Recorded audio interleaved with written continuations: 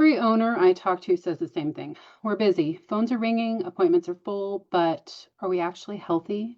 You don't need a 40-page report to figure that out. You really just need 7 simple numbers you can glance at once a month and know if you're thriving, stalling, or bleeding cash. If you've ever felt like you're guessing, this will help you stop guessing. We're going to keep it super simple today. So what we're going to do is to walk through the 7 numbers that tell the real story of your practice's health. I'll show you where to find each one, mostly in QuickBooks or in your practice management software, how to calculate it, what a healthy range looks like, and the first thing to adjust if yours looks off. Nothing fancy, just the basics that actually moves the needle. Let me get my share going really quick. And make sure this is working right. If you don't know me or if you're new here, I'm Cassie Sykes. I'm an EA, and I work with vet practice owners all over the country on profit, cash flow, and tax strategy. If you're a DVM owner, a mixed animal practice, or running a busy GP clinic, and you're tired of feeling like you're spinning your wheels, this is for you. If you've got last month's P&L or your cash balance handy, that's great. You should or can follow along. If not, just listen and come back with your numbers later. So the first number is your net operating margin. Margin is your pulse check. It answers after you pay staff, rent, vendors, supplies, all of it. What's left over? In QuickBooks, you can look at your P&L or your profit and loss statement. Take the operating income divided by the total income. If your compensation is in payroll, leave it. If it's all in distributions, fine. Just be consistent each month. So when your margin is stable, it means your pricing and your costs are balanced. When it's bouncing around or super thin, it means something underneath is off, usually pricing or capacity.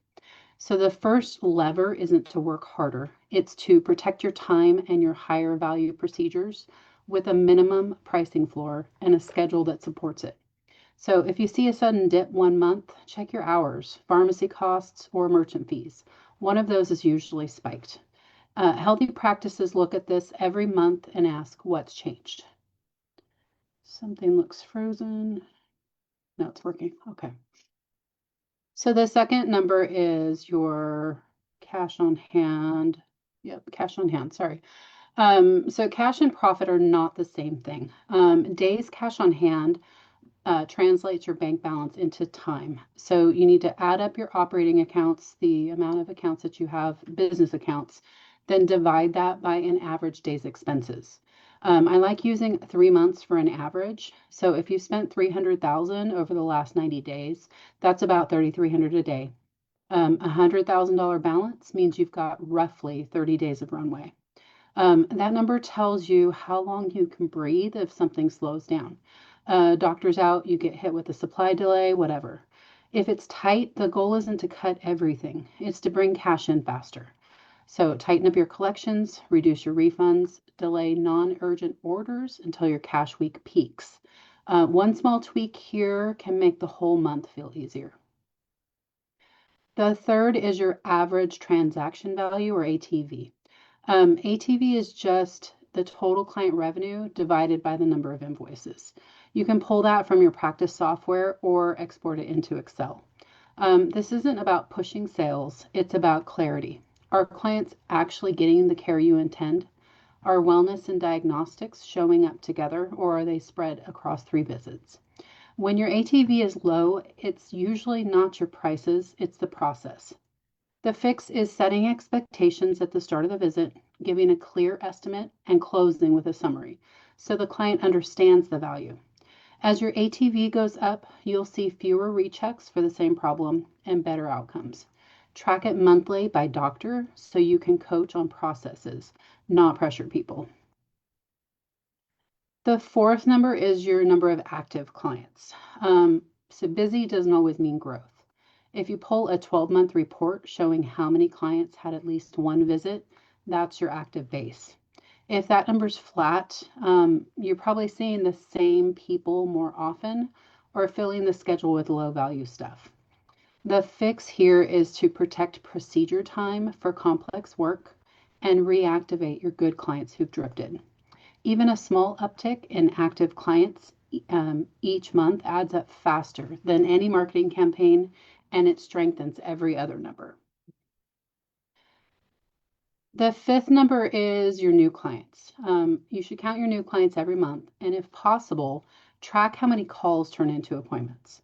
If that conversion rate is low, the issue is usually on the phone, not with demand.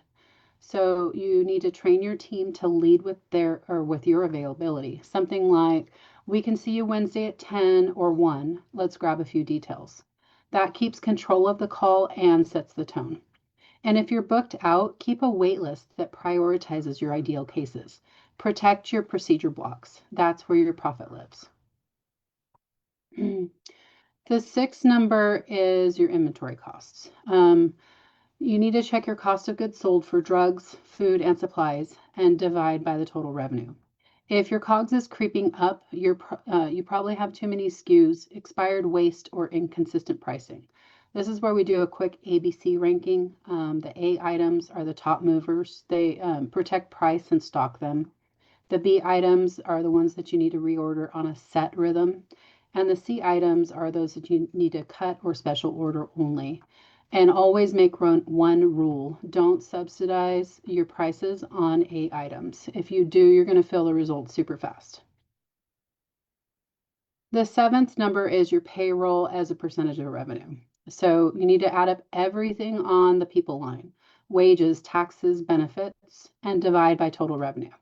When your payroll percentage runs high, it's often not pay rates, it's scheduled design. So you've got too much wellness in prime time, too many procedures squeezed into overtime, or doctors doing tech work. The fix here is better alignment. Give doctors protected procedure blocks, push routine items to tech time, and make appointment types match reality. Then hold a minimum pricing floor on time-heavy services. You'll move this ratio without cutting hours or people. So pulling it all together, this is how we make this real. So once a month, at least once a month, first business day, last business day, whatever works for you. Pull last month's P&L and your practice stats.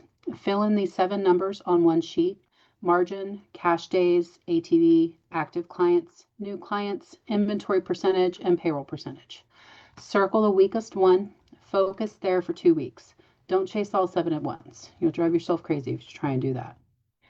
That's how your practice is going to grow on purpose. One small, measurable improvement at a time. If you'd like help setting this up, or you just want someone to walk through your numbers and spot what's leaking, please book a free profit and cash flow analysis with me. In that call, we'll pull your data, figure out where the money's slipping, and lay out a simple 90-day plan that actually fits your practice. You can grab a time at the link on the slide, and I'll also drop it in the comments. So before you go, I want to share an incredible resource designed to elevate your practice's financial success. I've put together a free ebook just for you. It's called 7 Financial Strategies. Inside, you'll discover practical steps to increase profitability, improve cash flow, and make smarter financial decisions for your practice. You can grab your free copy in the comments. Thank you so much for joining us today. If this helped, please pass it along to another vet owner who could use a clearer picture of their numbers. And if you're ready to get yours dialed in, please go ahead and book that free profit and cash flow analysis. And we'll see you next week on our next free training. You guys have a great Halloween. Thank you.